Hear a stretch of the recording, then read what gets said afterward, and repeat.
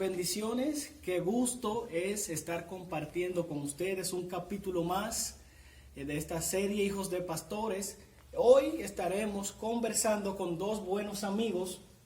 Ellos son también hijos de pastores y ellos son, que quizás muchos de ustedes le conocen ya, mi hermano Esdras aquí de este lado y mi hermano Isaac de este lado. De verdad que me siento contento de tenerlos a ambos acá con nosotros. También decirle que la producción no iba a acabar porque estaba diciendo que no habíamos invitado varones. Estaba diciéndome nada más son siervas que has invitado, hijas de pastores. ¿Qué ha pasado con los jóvenes? Y decirle sí, tenemos acá a dos jóvenes hijos de pastores que también van a estar conversando. Cuéntenos, ¿cómo se sienten? Agradecido de Dios por la oportunidad que nos brinda de poder estar acá contigo. Y esperamos ser de bendición para tu audiencia, para tu comunidad de YouTube. Así que encantado. Gloria al Señor, Isaac. Bien, gracias por invitarme a estar aquí en esta plataforma que es de bendición para el público. Amén, amén. Queremos comenzar haciéndole una pregunta en el ámbito familiar a ustedes. ¿Cuál ha sido para ustedes ese momento más provechoso de familiar, en la familia con los pastores?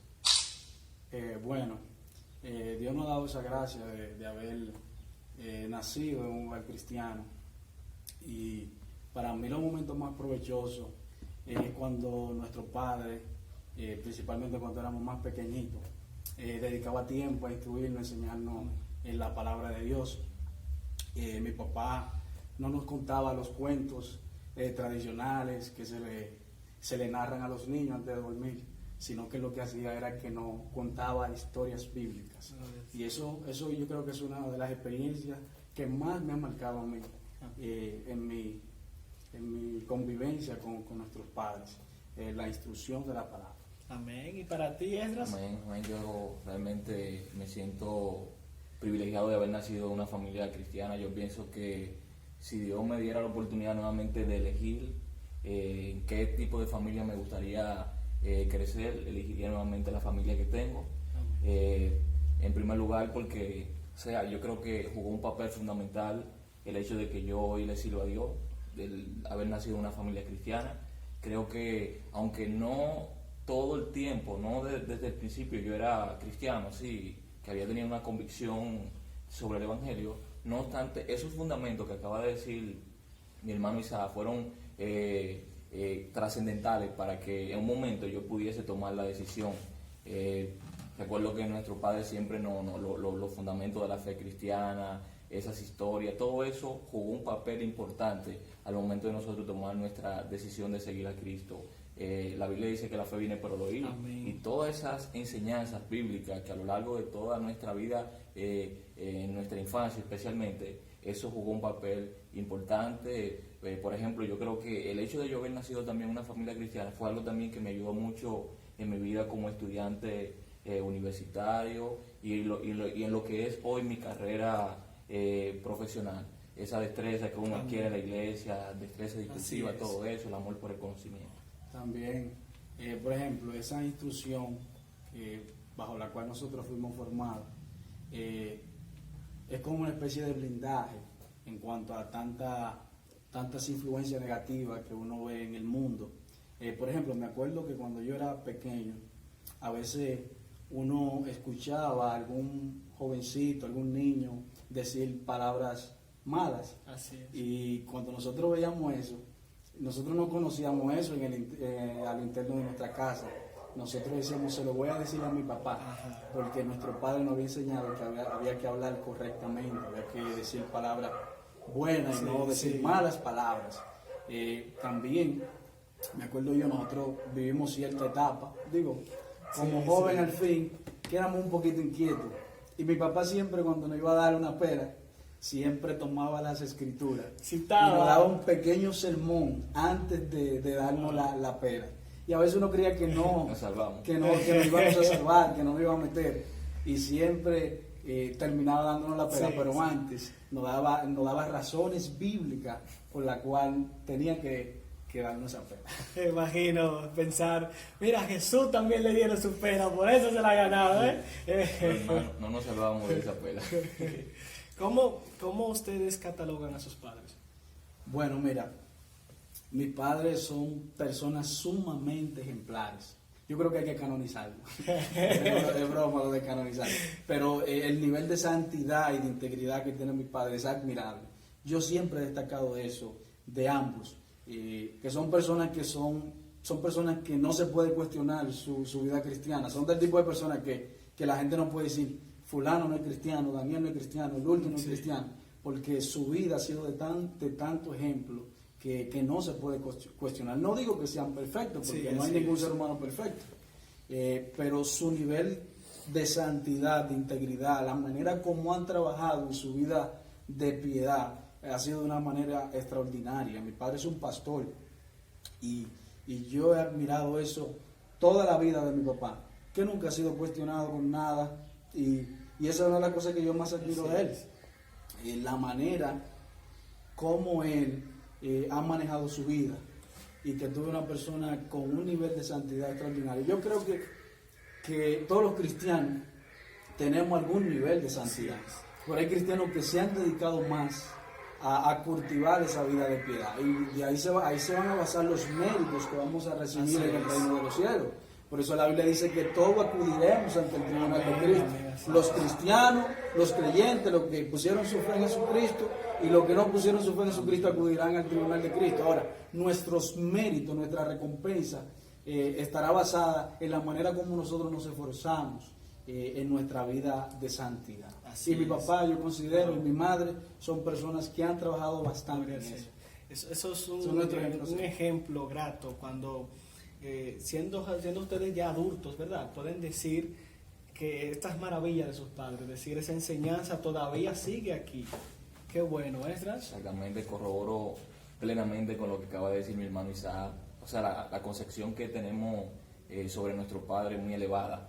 Yo entiendo que una de las manifestaciones más grandes de la gracia de Dios ha sido nuestro Padre. Siempre he pensado que, como dicen las Escrituras, que Dios no nos ha pagado conforme a nuestras obras. Cuando yo veo la clase de Padre que el Señor nos ha dado, el nivel de integridad que exhiben, la preocupación que siempre han mostrado por nuestras necesidades físicas, espirituales, en fin, yo puedo decir que nuestros padres son nuestros referentes de cómo formar una familia, nuestros referentes de matrimonio, nuestros referentes al momento de responsabilidades en la iglesia, de manera que yo creo que la gracia de Dios ha sido abundante con nosotros en cuanto a ese don, en cuanto a ese regalo de nuestros padres. Tenemos un gran ejemplo a seguir, tenemos también, podemos decir, un gran reto, que es seguir la pisada de nuestros padres. Así es. Como padres, ellos se han portado de una manera genial. Todo lo que hemos necesitado para la educación, nuestro sustento físico, siempre han hecho todo lo posible para que nosotros tengamos eso. Me acuerdo que desde niño ellos hacían inversiones en libros. A mí me gusta leer, a Edra le gusta leer, nos gusta cultivar el conocimiento, no solo el conocimiento teológico de la palabra de Dios, sino que también, como somos profesionales en el área de educación, nosotros siempre nos ha gustado escudriñar, pero eso tuvo que ver con lo que ellos crearon en nosotros desde pequeños. Siempre enciclopedia, libros, lectura, siempre educación. había lectura en la casa. Oye, siempre el dinero para la educación nunca faltó, que el colegio, todo lo que nosotros necesitábamos en cuanto a la educación, ellos lo proveyeron. También mi papá como pastor, es una persona sumamente entregada. Él pastorea una iglesia, vamos a decir, pequeña en un campo, en el Rosario, en Pandilla.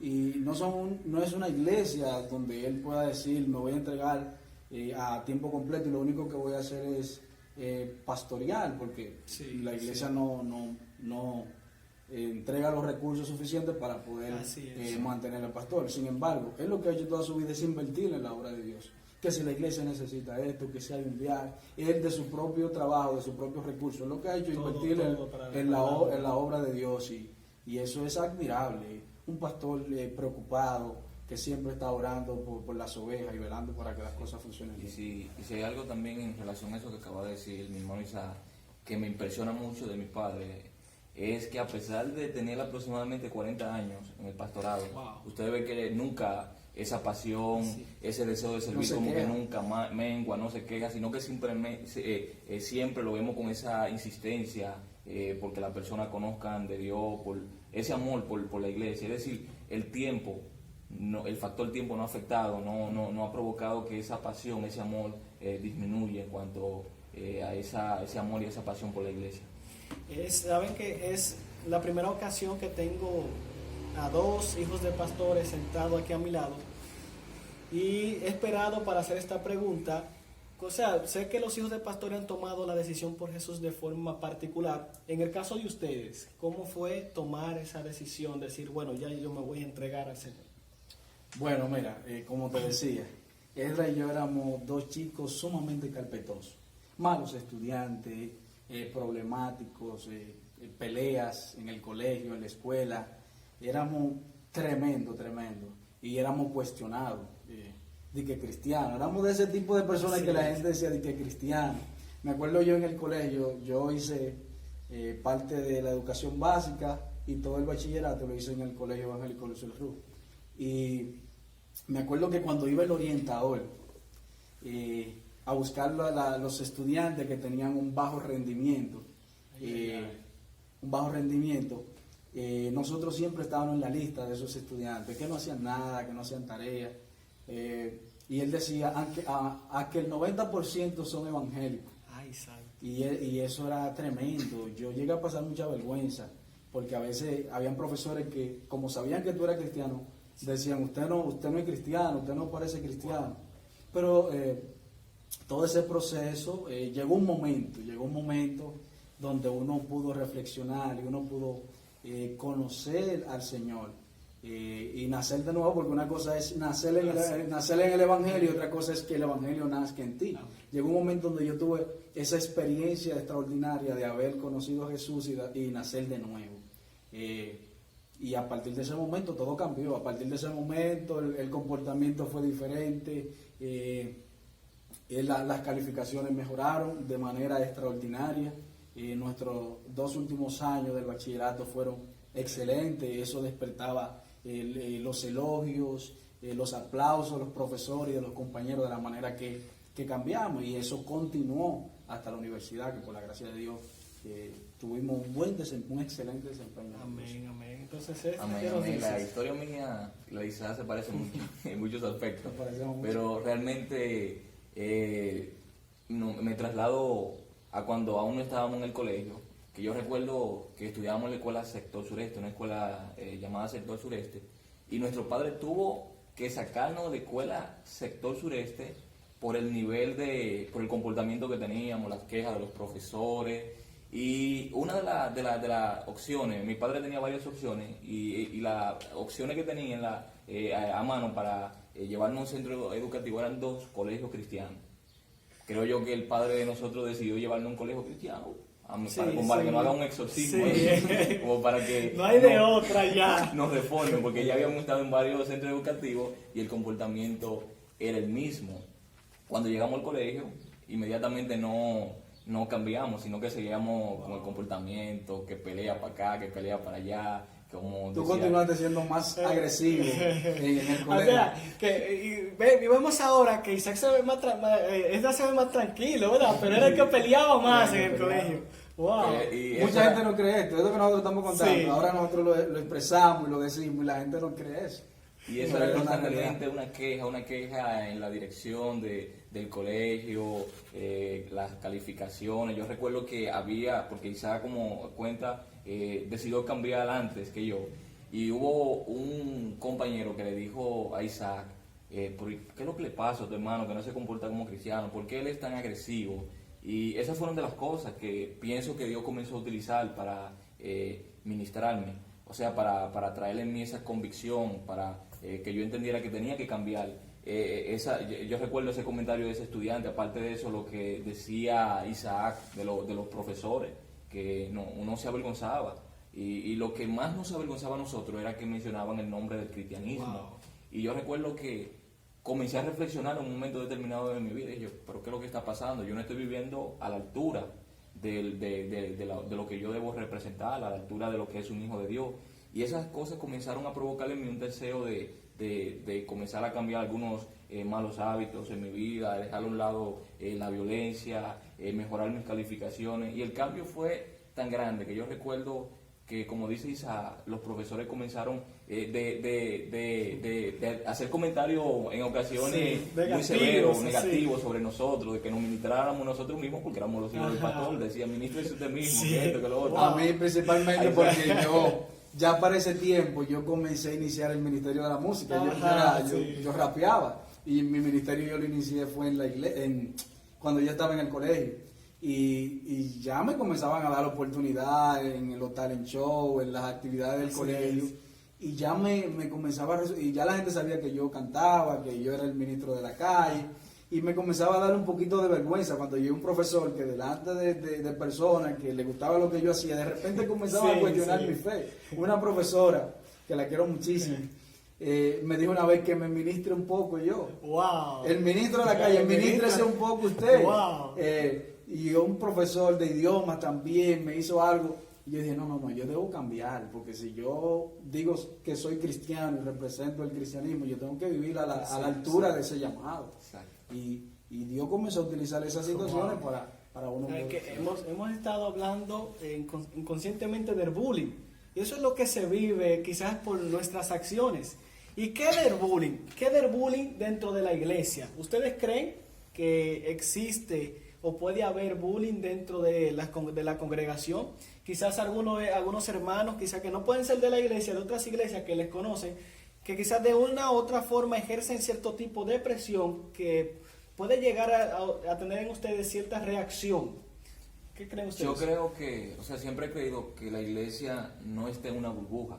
Es decir, los pecados que son comunes en una sociedad se van a reflejar de una forma u otra en la iglesia. Es verdad que nosotros los cristianos luchamos constantemente con el pecado, pero las malas prácticas que son comunes en una sociedad se van a reflejar de una forma u otra en la iglesia. Y yo creo que sí, que en la iglesia se manifiesta el bullying. Hay muchas formas como se manifiesta el bullying. Por ejemplo, muchas veces hacemos bullying a una congregación, a un creyente en particular, porque no adora a Dios de la forma en que lo hacemos, porque no viste de la forma en que vestimos. Y eso va tanto para personas que visten de una forma más contemporánea como para aquellas personas que visten de una forma más tradicional. Siempre he escuchado críticas muy severas de ambos lados. Yo creo que esa es una forma de bullying. Aparte de eso, otra manifestación del bullying en la iglesia tiene que ver con las disciplinas eclesiásticas, que en lugar de ser, creo yo, como debería de ser, como la Biblia lo enseña, un momento de crecimiento, de restauración, lo tenemos como una ignominia, como estigmatizamos a las personas que están disciplinados, y sin embargo cuando vamos a la Biblia dice, creo que en Gálatas capítulo 6, verso 1, que si uno de nosotros es sorprendido en alguna falta, vosotros que sois más espirituales, restauradle con espíritu de mansedumbre. Es como que una parte del cuerpo se ha fragmentado y yo lo que debo tomar la decisión con amor de incorporar o reincorporar esa parte al cuerpo. Pero lamentablemente en la iglesia muchas veces vemos que quien ha cometido la falta, en lugar de restaurarlo, lo que nos volvemos en jueces injustos y comenzamos a juzgarlo, y eso es una forma de bullying que yo considero que se manifiesta en las congregaciones. ¿Qué tú nos dices? Exacto, sí, corroboro con Edra. Como cristianos somos diversos, existen diferentes denominaciones, corrientes, y siempre y cuando nosotros estemos unidos en las cuestiones esenciales, debemos tratar de llevarnos bien con nuestros hermanos de diferentes denominaciones, diferentes corrientes y cosas así, y tolerar, ser respetuoso, ser empático y saber que existe una diversidad cristiana. Amén. Y en cuanto a lo que ella dice sobre las disciplinas, a veces cuando un hermano falla, hay que ser empático, hay que colocarse en el lugar del otro, porque uno también puede pasar por esa misma situación y hay que restaurarlo, tratar de ayudarlo, porque cualquier persona puede fallar ante Dios y somos humanos. Y la gracia de Dios, si Dios no lo rechaza, si Dios no le hace bullying, si Cristo ya pagó por su pecado pasado, presente y futuro, han sido justificados, ¿por qué nosotros tenemos que tener esa actitud con nuestros hermanos? Siempre, ¿verdad? Siempre se ha visto eso de el que está en disciplina, Pero es que a veces hay pastores que lo tratan de forma privada, porque a veces si se dice, viene la presión, ya a veces ni a sentarme al lado voy a ir porque siento que ese hermano ya hizo algo que no debió y por tal razón está en disciplina.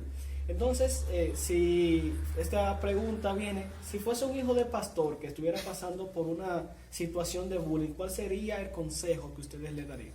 El consejo que le daría a alguien que esté atravesando por una situación de bullying, bueno, yo creo que es un problema de identidad, es saber quién tú eres en Dios, o sea, cuál es tu lugar.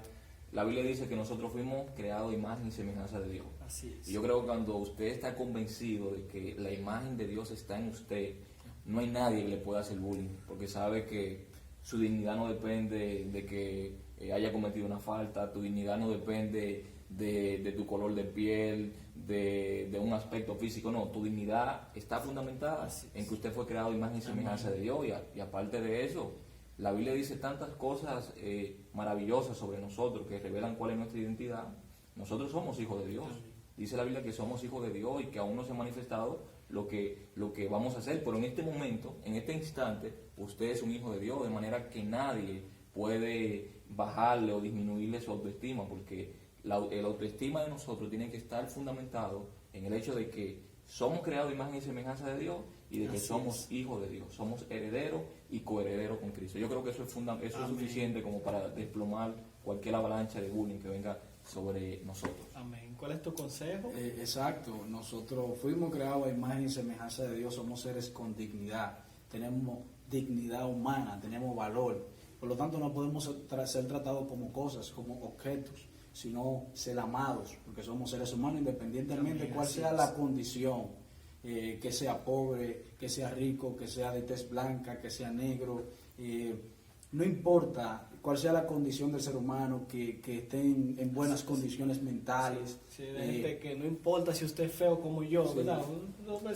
Quiérase, mi hermano, quiérase, ¿verdad? Exacto. Y no importa que esté en buenas condiciones mentales o no esté en buenas condiciones mentales. El ser humano hay que tratarlo con respeto, porque la vida humana es sagrada, la vida humana tiene valores. Existe algo que llaman la santidad de la vida.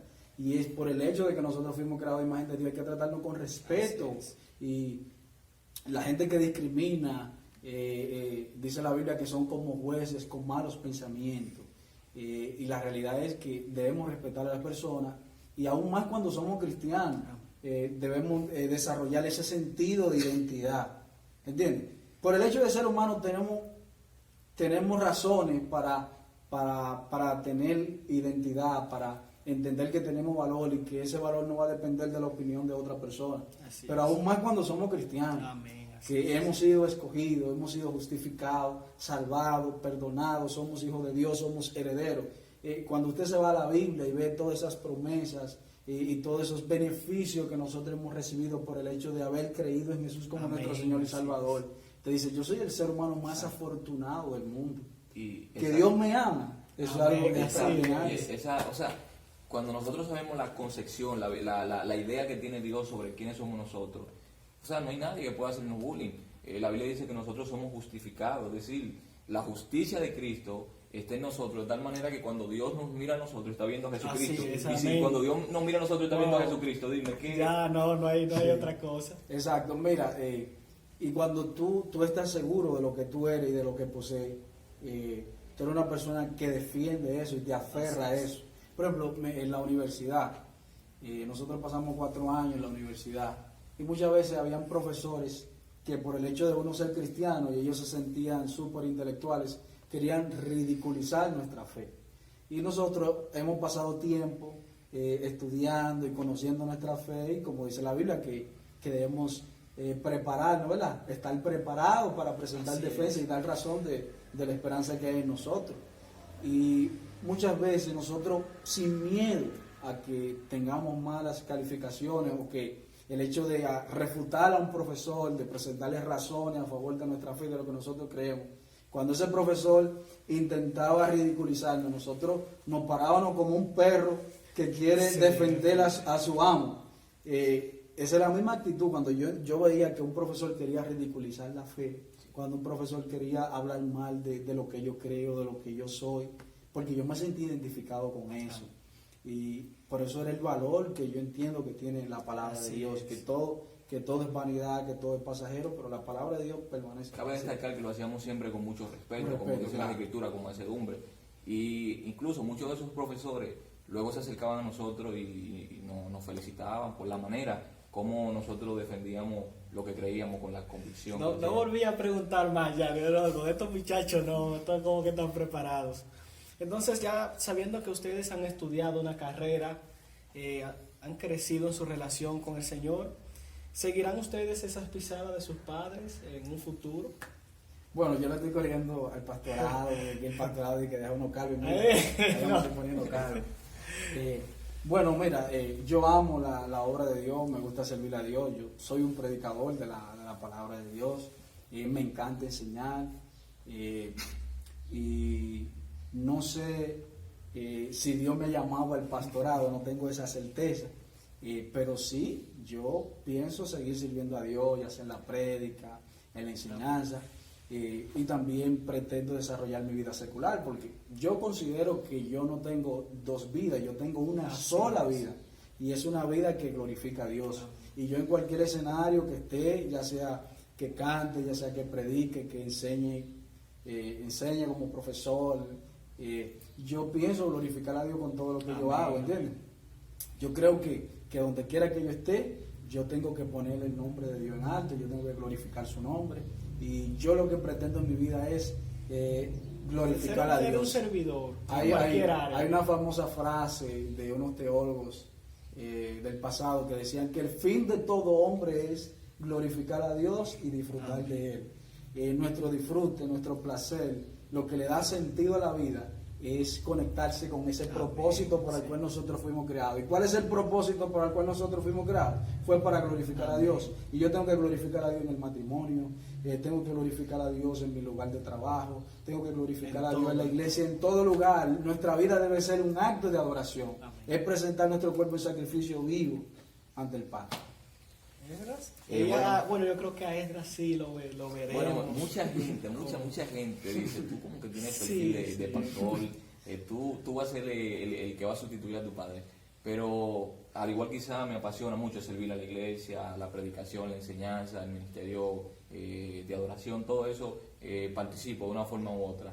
Pero dentro de mis planes, no está ser pastor, es decir, no siento que tengo la vocación de ser pastor. Es un llamado que valoro bastante y que respeto en gran manera a los pastores. Ahora, dentro de mis planes no está ser pastor. Ahora, la Biblia dice que una cosa son las disposiciones del hombre, pero Dios tiene la palabra final. Mi padre me dice que él, dentro de sus planes, no tenía ser pastor, que él quería ser un evangelista. De hecho, lo que hacía antes de ser pastor era la predicación. Sin embargo, Dios lo escogió. No sé qué Dios tiene, pero dentro de los planes míos no está, pero no sé si dentro de los planes. Gloria al Señor, hemos aprendido de verdad bastante conversando con ustedes. La gente ya sabe más un poquito que los hijos de pastores, pero decirle a la gente que no son tan santos, gente que cree, no hay que ponerlo en un cuadro, no. Somos personas normales, que tenemos etapas como cada persona en particular, pero lo que nos hace diferente es Jesús, esa palabra que tenemos, eso que transmitimos con cada una de las cosas que hacemos y que luego la gente nos reconoce por eso. Así que les agradezco de verdad a ustedes por estar participando. A la gente que nos ve, decirle que si no se ha suscrito, por favor, suscríbase, denle a la campanita, coméntenos aquí, ¿verdad?, qué les pareció esta entrevista, y si quiere seguir viendo más entrevistas como esta con ellos, pues lo podemos sentar a hablar de otro tema aquí, ¿verdad? Sé que son una Biblia abierta. Y otra pregunta que le podemos hacer, que con cuáles profesores fueron, que también está ahí. Así que si usted quiere ver otro video con ellos, así que no deje de dar like y compartir esta entrevista. Les agradecemos en el nombre del Señor.